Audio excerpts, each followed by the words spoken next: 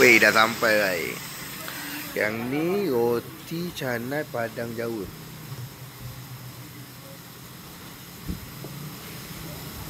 So, bismillahirrahmanirrahim. Nasi lemak ni kita dah rasa semalam. Dia punya kedai nasi lemak dia kan tak sama dengan kedai yang buat roti canai ni, dia sebelah-sebelah. Tu kedai dia. Tu nasi lemak, yang tu roti canai.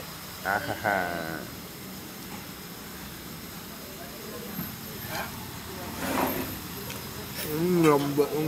Panas juga. Makan kat sini sedap. Mana bengkok. Pun lembut lagi. Ni banyak orang tu ni lagi. Tu.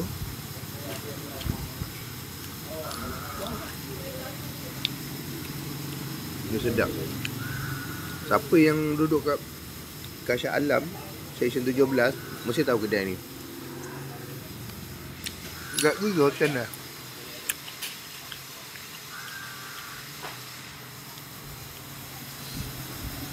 Tu pakcik dia.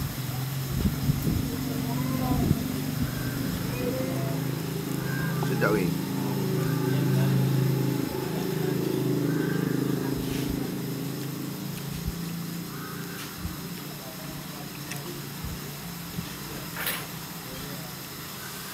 Dia jemput makan semua.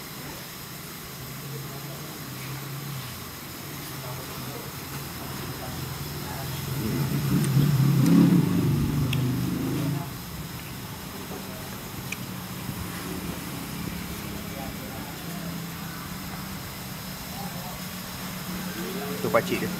Padu kan? Boleh lah rasa kat sini. Boleh tinggal kat sini.